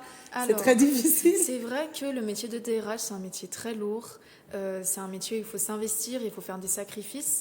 Mais je suis plus intéressée dans le domaine donc, du management, où c'est gérer les relations sociales entre les salariés. Durant le stage qu'on me propose au niveau du BTS MCO, j'ai pu passer un stage en tant qu'assistante DRH, où j'ai pu voir comment le DRH fonctionnait. C'était où ton stage? C'était donc la société Auchan, Simply Auchan, à Safac, donc à Four-à-Chaud. D'accord. J'étais On aurait dû t'envoyer dans un truc où c'est chaud, où les conflits à Toyota. Oui, par exemple. Un truc comme ça. Ou Peugeot. Ou Peugeot, voilà, je cherchais. C'était pas Toyota, c'est Peugeot. C'est Peugeot. Peugeot, oui. Tu as suivi le conflit Peugeot? Non, je n'ai pas c'est suivi. pas normal. C'était le conflit le plus chaud du pays. Et long. Et qui s'est heureusement bien terminé. Heureusement, oui. Et puis en plus, je pense gagnant-gagnant. Oui, ils sont arrivés. Ils sont arrivés. Mais oui, c'est difficile. Mais est-ce qu'il n'y a pas un historique à nos comportements quand tu fais de la ressource? Est-ce qu'il n'y a pas? Pour tu nous comme ça, pour tu bailles la capété aussi vite. On a le sang chaud. Tu crois que c'est comme le sang? Les Italiens ont le sang chaud. On nous dit susceptible. Mais est-ce que c'est que susceptible? Est-ce que c'est... Il faudrait que ce soit le professeur de RH, qui fait RH. Bon, c'est vrai que... Vas-y. Quand vous dites historique, c'est comment ça? C'est pas pour rien qu'on nous dit susceptible, c'est pas pour rien que les conflits sont démesurés, c'est pas pour rien que les conflits, même entre voisins ou hommes-femmes ou d'une manière générale, les conflits ici ne se gèrent pas... Facilement. Comment tu as dit ça tout à l'heure? Tu vas arriver dans une entreprise sainement. Oui, voilà, saine et positive. Non, ici, les conflits sont parce que c'est la mentalité, un peu. Mais c'est historique. Il y a une histoire. Ah. Il y a une Ben oui. histoire. Les grèves, les longues grèves qu'on voilà, a eues, c'est les ça. grèves de la faim, les grèves. Ici, Michel Palais bail 2 francs. C'est pas Oui, pour oui, la rien, grève, c'est l'histoire de la c'est Martinique. l'histoire de la Martinique. La grève. Donc, Sentiment de il a domination. C'est un sentiment peut-être de domination qui perdure, qui fait qu'on a du mal avec l'autorité parfois. Même C'est pas ça. l'autorité, mais que les gens ont toujours dû se battre Battre pour pour avoir avoir des choses. Ils ont dû se battre pour avoir des droits. Ils ont dû se battre pour être reconnus. Ils ont dû se battre. C'est ça. Donc, ils ne connaissent pas d'autres moyens de se faire entendre. Voilà. Et puis, même dans l'éducation, c'est pas une éducation bienveillante. Ah, ça dépend, parce que quand même, on a des influences maintenant avec le Canada qui est très avancé sur la question de l'enseignement bienveillant d'une Je autre parle de forme. l'éducation chez les enfants. Ah, l'éducation. Je parlais d'éducation. Ah, pas l'éducation des d'enseignement. parents. Éducation des parents. Ah oui, voilà. Ah oui, parce que oui, c'est vrai que ça joue énormément. Ça joue énormément. L'éducation. Pas qu'à tonne. Pas mon trop. Là, il n'y a pas de conflit est résolu. D'accord. Alors, vous aussi, vous allez participer au concours d'éloquence? Non, il ne participe pas, non. Et pourquoi pas? Pourquoi pas tout? Pourquoi il y a une catégorie? Pourquoi pas les autres? Ah, parce que, voilà, en fait, ils n'ont pas forcément adhéré. Après, on n'impose pas, parce que bon, l'éloquence, c'est particulier quand même. Donc, il faut vraiment aimer, parce que les jeunes qui sont toujours là, c'est parce qu'ils aiment vraiment. C'est très particulier, l'éloquence. Donc, Mais oui, mais on en a besoin tout le temps. Oui, certainement, mais il y en a pour qui ça correspond vraiment à une passion. Ils s'épanouissent dans l'éloquence. On l'a vu hier, les jeunes ils maîtrisent, ils aiment, voilà, ils aiment parler. Donc, je pense que. D'accord. Alors, avant d'être à la MEP, vous étiez où? Alors, personnellement, moi, j'étais au lycée France Fanon, situé à Trinité. Ah, il paraît que c'est chaud, là. Dans ce lycée à France Fanon, il paraît que c'est pas un lycée de tout repos. Au niveau de l'ambiance. Non, moi, je trouve que j'ai fait toutes mes années là-bas. Ah bon, donc c'est la rumeur. C'est la rumeur. Ah bon, c'est pas bon. Ah ben merci. Tu vois, tu es venu parce que moi, je te dis ce que la rumeur dit. Non, c'était pas si... Non, ça allait. C'était un lycée comme tous les autres. D'accord. Et pourquoi avoir fait le choix de venir à la MEP alors? Honnêtement, en m'inscrivant sur Parcoursup, j'ai listé mes vœux. Et après, je me suis un peu renseigné sur la MEP, sur leur histoire, et franchement, ça m'a attiré. Parcoursup, c'est quoi? On entend beaucoup parler de Parcoursup. Qu'est-ce que ça veut dire? C'est une plateforme où on doit s'inscrire afin d'être, on va dire, réorienté, je ne sais pas si c'est exactement le bon terme. Sur les études supérieures. Oui. Et donc là, tu choisis le lycée, tu choisis en fonction de tes résultats, en fonction de la formation initiale. Ils posent leurs vœux, en fait. Voilà. Et du coup, soit on est accepté ou bien on n'est pas accepté. Ah, d'accord. Et donc, tu as été accepté. Oui. Et qui c'est qui a accepté? Le lycée en face qui dit qu'avec les notes sur dossier, Voilà. D'accord. Donc, c'est assez sélectif. Oui, c'est sélectif, oui. Il vaut mieux avoir mon dossier, oui. Ah oui. Parce qu'aujourd'hui, on parle de dossier, on ne parle même plus de notes. Oui, surtout en plus par rapport au contexte où parfois on doit arrêter les cours en présentiel. Donc aujourd'hui, on n'est plus sûr de pouvoir passer un examen. Il est d'autant plus important d'avoir une attitude linéaire et d'être constant dans le travail, en fait, pour s'assurer la poursuite de nos études et puis d'avoir le choix. C'est ça, c'est d'avoir le choix et de ne pas prendre par défaut. Par défaut, dépit, oui, c'est ça. D'accord. Et toi, Liane, toi, tu étais où avant? Alors, donc avant, j'étais donc à l'université de Nanterre. J'étais à la fac à Paris. J'ai commencé mon premier semestre en fac de cinéma. Donc avant, en fait, j'étais en filière littéraire au lycée, à Bellevue en terminale. Et après, je suis allée à la fac de Paris dans une formation de cinéma. Après, j'ai changé. Pourquoi tu as abandonné le cinéma? Alors disons que le cinéma, c'est toujours actuellement, c'était une passion, c'est une très grande passion, mais c'est un métier assez difficile. Et tout comme le métier de DRH, disons qu'il y a énormément de sacrifices à faire, il faut s'investir et c'est un métier, comment dire, C'est aléatoire. Voilà, c'est exactement ça, c'est totalement aléatoire. Et comme je préfère quand même miser sur la sécurité aujourd'hui, Du coup, j'ai préféré me réorienter. Et puis tu pourras toujours faire du cinéma voilà, aussi. Voilà, c'est ça, exactement, à côté. À côté. Et puis tu feras un cinéma martiniquais pour parler de nous. Oui. Hein? Merci de demander. Si, alors, bien sûr. Alors, est-ce que vous voulez rajouter quelque chose? On va voir le film en hommage à Aimé Césaire. Le clip. Le clip, oui. On le voit ou bien? On le voit. On va voir ça tout de suite. Et puis vous nous parlez après qu'on revient des projets. D'accord. Le clip, Grégory.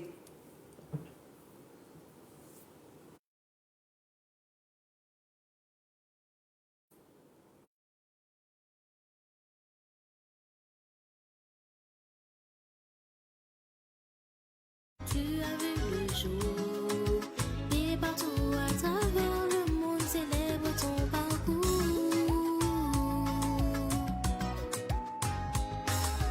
Ta voix fait écho dans le monde entier pour faire se lever tous les opprimés.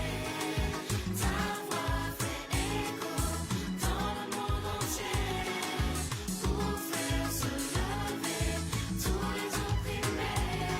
Écoute à la fleur de l'âge, tu as voyagé afin de parfaire ton langage pour mieux servir ton pays. Tu as vu le nec dévalorisé, tu n'as pas su le supporter, de voir tes frères spoliés.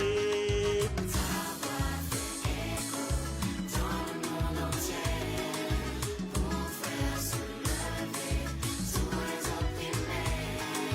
Ta voix fait écho dans le monde entier pour faire se lever tous les opprimés.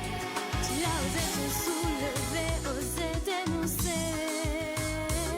dénoncer l'injustice faite au peuple, aux opprimés.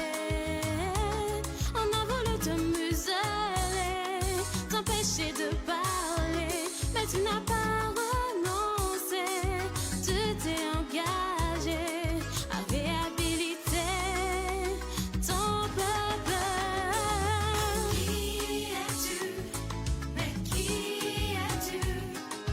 Aimé Césaire, nous vous donnons tous des airs. Ta voix résonne dans nos cœurs et nous dit: bats-toi, n'aie pas peur. Bats-toi, n'aie pas peur.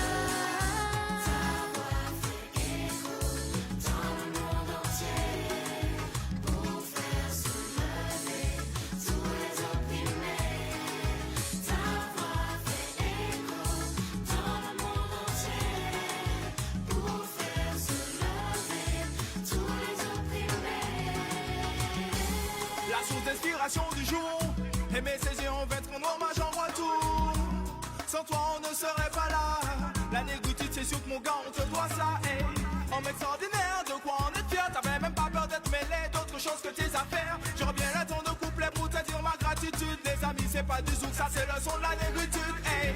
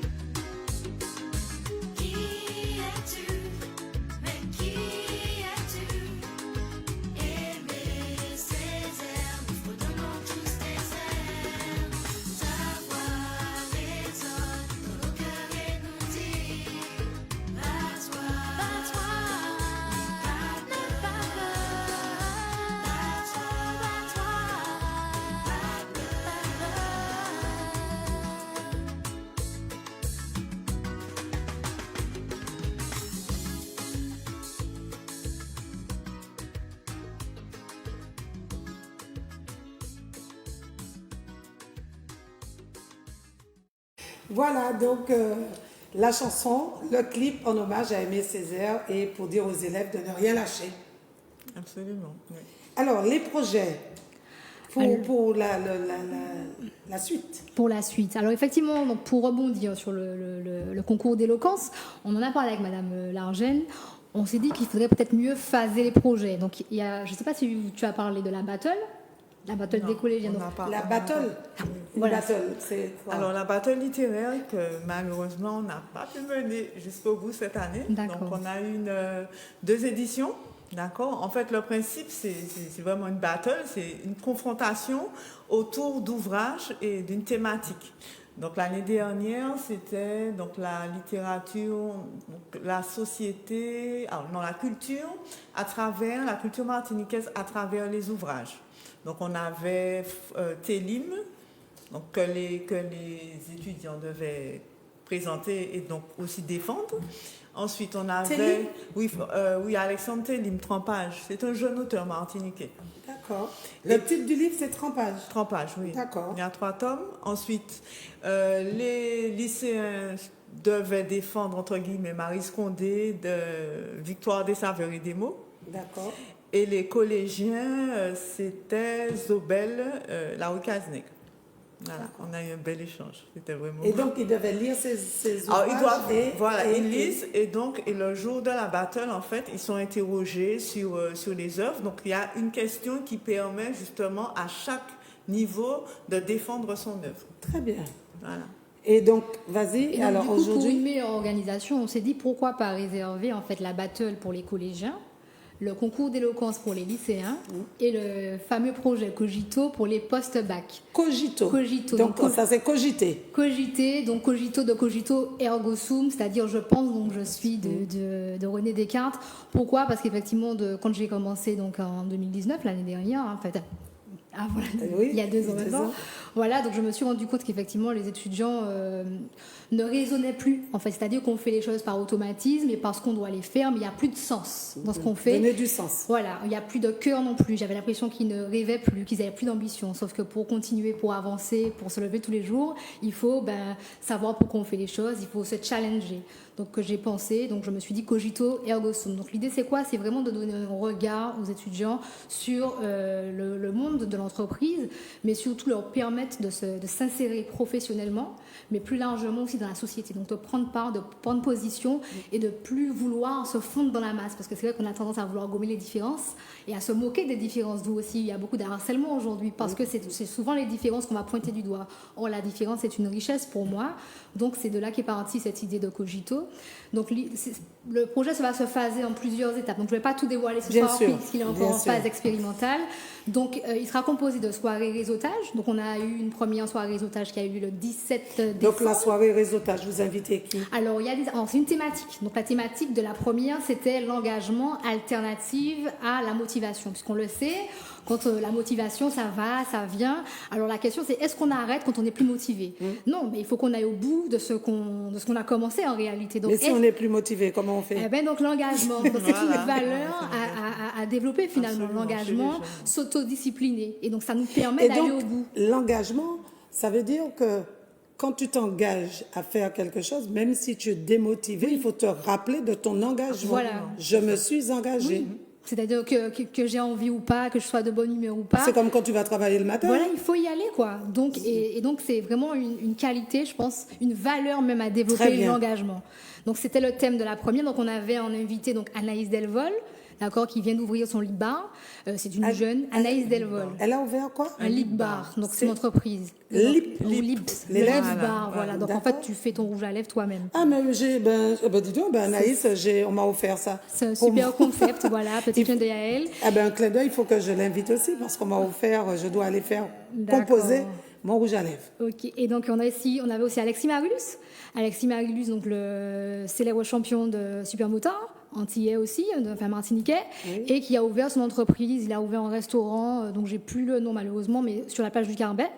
Donc ce sont des jeunes, ils ont à peu près ma tranche d'âge, la trentaine, voilà, début trentaine, mais ils sont vraiment engagés dans la société. Donc je les ai invités pour qu'ils puissent, si vous voulez, parler de leur expérience en fait en réalité et se rendre compte que ceux qui réussissent, ils n'ont rien de plus, si ce n'est qu'effectivement ils se sont donné des objectifs et ont tout fait pour aller au bout. Et puis on a eu une super surprise, c'était la mairesse, donc Aurélie est là puisqu'on a voulu qu'elle nous explique comment une jeune femme se retrouve à la tête d'une commune. Donc voilà, donc elle nous a fait l'honneur d'être là et c'est vraiment en fait, on a cassé les codes. C'était pas une soirée en mode conférence, donc ils étaient au même niveau que les étudiants et ils ont pu échanger comme ça de 18h à 21h.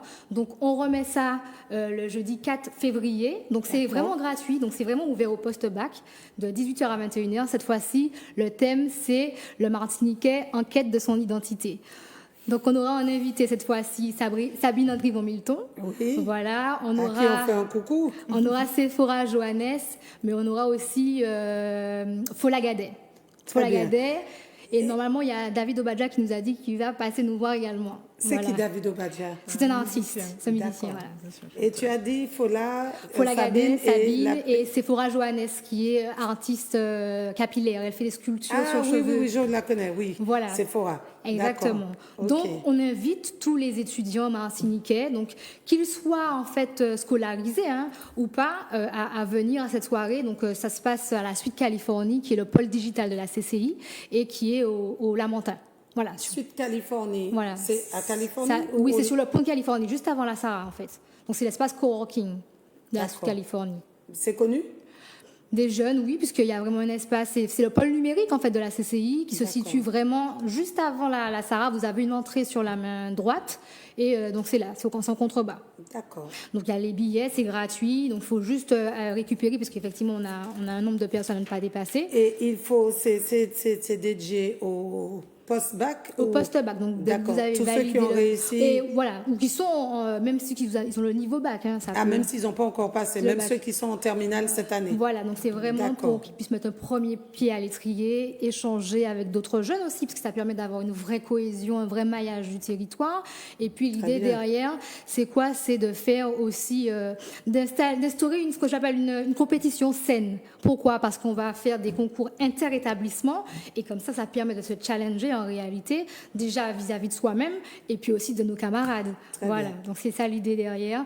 Donc on va en rester là pour aujourd'hui, mais l'idée est là. On revient, donc on lance un appel aussi aux entreprises, aux institutions publiques, parapubliques pour nous aider, parce que pour le moment on fait ça sur nos fonds propres, donc toute aide est la bienvenue. Voilà. Eh ben, félicitations. Merci. Vraiment, c'est bien d'avoir des professeurs engagés comme ça, comme vous. Merci. Félicitations. Merci. Est-ce que vous voulez, les quatre, rajouter quelque chose? Liane, est-ce que tu voulais rajouter quelque chose par rapport à ce qui s'est dit, ce que tes collègues ont dit précédemment? Est-ce qu'ils font le même bac, les deux autres? Non? Non. Non. Par rapport est-ce que tu veux rajouter quelque chose sur tout ce qui s'est dit? Non, je pense que globalement, je n'ai rien d'autre à ajouter. Ça va pour le moment. Et toi, Kylian? Moi non plus. Ah bon? Bon, ce sera à vous. Est-ce que toi, qu'est-ce que tu veux rajouter? Alors, on approche à la fin de cette émission. Juste à rajouter, voilà, qu'on reste dans cette dynamique et qu'on a mis en place donc aussi d'autres projets pour permettre aux jeunes d'échanger. Donc on aura un échange avec Raphaël Confiant au lycée autour du créole. Donc ce sera le 25 février. Donc, on a aussi un grand débat sur le thème de la jeunesse martiniquaise, l'avenir de la jeunesse martiniquaise en question, avec quelques professionnels et de jeunes entrepreneurs. Donc là, on est en train d'en chercher. Et puis également des sociologues. Donc, on aura aussi qui se sont penchés sur la question. Donc, on a Monsieur Olivier Jean-Marie, qui sont docteurs à présent. On aura également Monsieur Malik Duranti. Donc, et voilà, pour qu'il y ait un échange avec les jeunes et qu'ils se positionnent et qu'ils s'interrogent véritablement sur leur avenir. Aujourd'hui, on dit qu'il y a combien? 5000 jeunes qui partent par an, c'est ça? C'est le chiffre? Oui. C'est à peu près ça, une suite. Oui. Est-ce que vos élèves, est-ce que vous pousser à partir? Ah non, au contraire. Non. Est-ce qu'on les encourage à rester? Oui, est-ce qu'il y a une formation pour leur dire que la Martinique a besoin d'eux, pour les inciter à rester ou à revenir comme toi? C'est mon discours ambiant. En tout cas, je ne sais pas. Pour moi, je suis assez nouvelle dans le monde de l'éducation nationale, mais en tout cas, c'est mon discours ambiant. C'est bon de partir quand même pour s'inspirer, en fait, sûr. en réalité. Se former. Mais il faut revenir, il faut qu'on se mobilise en réalité, à la fois les jeunes et moins jeunes, et qu'on fasse corps, qu'on travaille ensemble, et puis finalement qu'on ne soit pas dans cette peut-être dynamique que je ressens parfois d'être réfractaire à l'étranger, à la nouveauté, aux autres communautés, mais de s'en inspirer, parce que si les communautés réussissent, c'est parce qu'il y a quelque chose qu'ils font qu'on ne fait pas, qu'elles font pardon qu'on ne fait pas. Donc c'est s'inspirer des autres pour porter notre pierre aussi à l'édifice, parce qu'on peut faire et on sait faire. Et vos parents, est-ce qu'ils vous incitent à partir ou bien au contraire, vous incitent à partir, vous former et à revenir? Alors pour ma part, ma mère plus particulièrement a passé une bonne partie de ses études donc en métropole. Donc, mais comment vous dites la métropole? C'est à cause de vous? Moi, c'est pas un mot que j'emploie. La métropole de la Martinique, c'est Fort-de-France. Il n'y a aucun pays qui s'appelle la métropole. D'accord. Donc il y a l'Europe, il y a les États-Unis, il y a la France, il y a Paris, il y a Lyon, il y a Marseille, il y a Bordeaux. Ta mère était où? Dans quelle ville? Alors, ma mère était à Paris. Voilà, ta mère a passé une bonne partie de ses études à Paris. Tous les Martiniquais connaissent Paris. Oui, du coup, oui, ma mère a passé une bonne partie de ses études donc à Paris. Et donc, elle m'a, on va dire, encouragée à la fois à passer donc, mes études ici, mais en même temps à partir. Donc, comme vous le dites, par rapport au fait que c'est bien de partir aussi, de voir un peu comment ça se passe ailleurs, de s'enrichir, de remplir notre bagage, et puis qu'une fois que l'on revienne ici, on puisse apporter quelque chose en plus. Bien sûr, comme a fait Aimé Césaire, comme a fait le docteur Aliker, comme a fait Lucrèce, comme ont fait tous les intellectuels de ce pays qui se sont formés et qui sont revenus, comme le font tous les gens dans tous les pays. Oui, c'est ça. Il y a de nouveau.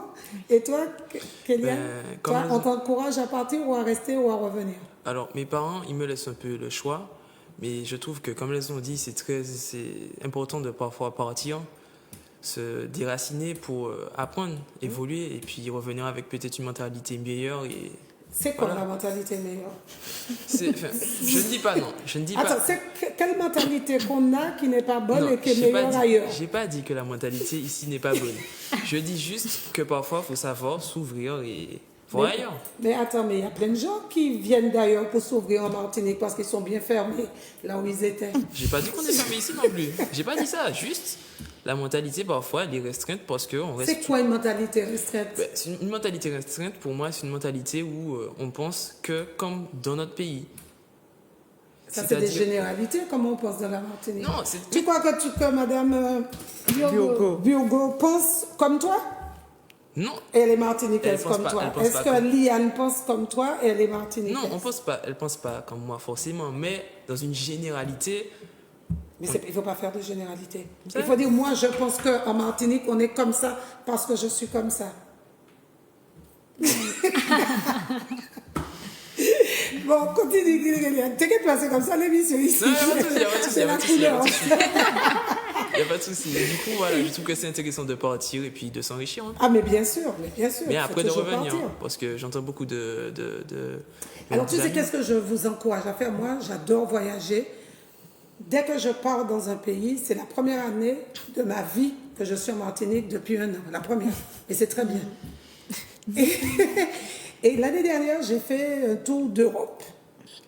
Et j'ai découvert plein de choses qu'ils font. Par exemple, à Freiburg, en Allemagne, que je vais adapter à la Martinique. Parce que la Martinique fait, mais Freiburg fait quelque chose qu'on n'a pas ici. Et je suis certaine que quand je vais présenter ce projet-là, mais je vais vous inciter et je vais vous encourager à le porter, parce que c'est une bonne idée pour la Martinique, et c'est vous, la jeunesse, qui devez porter des trucs comme ça. Et puis tu vas voir. Mais on est parti, mais nous, tout ça, nous, ici, pour faire mieux. Exact. C'est-à-dire qu'on ne se dit pas, on part, on ne se dit pas. Mais comment je vais repliquer ça chez moi. Comment ce que je vois là qui n'existe pas? Et c'est ça, c'est partir mais en étant ouvert, en ayant des antennes pour se dire, mais comment je vais mettre ça chez moi? Tu vois, c'est pas comme quand les gens ont une maison et puis tout ça, ouais, la télé, il va mettre le bocaillou et puis tu as New York à Martinique. L'Américain, quand il vient ici, il a envie de retrouver la Martinique. Tu vois? C'est pour ça que tu as des cocotiers, des trucs Jamaïque, Brésil, derrière toi. Bien, eh ben, merci pour cette belle émission. Revenez quand vous voulez, parce qu'elle était géniale, j'ai beaucoup aimé. Et puis les élèves, ils sont magnifiques. Donc il faut les amener plus souvent, montrer justement au monde, puisqu'on est regardé de par le monde, que la Martinique fait et fait bien. Voilà, c'est faire. C'est ça notre mentalité. On sait faire, on fait bien. Regardez-nous, inspirez-vous de nous. Exact. Cette émission, elle sera rediffusée lundi matin, 8h30. Donc, je remercie toutes les personnes qui m'ont aidé à réaliser, Grégory et Manuela. Et puis, on va remercier, qui ne sont plus avec nous, Kéran Fidélin, Aurélie Rétori et Lily Dunon, qui nous ont quittés, c'est ça? C'est ça. Et puis, merci à Ludmila Biogo. Ludmila Sophie? Non, c'est Ludmila Biogo. Liane, oui. Et Kéliane, et puis Madame Largène, qui a voulu, qui a dit, il faut qu'on parle de la MEP, et c'était une très, très, très bonne idée, Madame Largène. Merci de nous l'avoir proposé. Et revenez quand vous voulez. On n'a pas fini de parler de la MEP. Hein? Pas du tout. Pas du tout. Il y a tout. Ça fait que commencer la MEP. Très bien. Eh bien, voilà. Eh bien, à bientôt. À bientôt. Merci. Au revoir.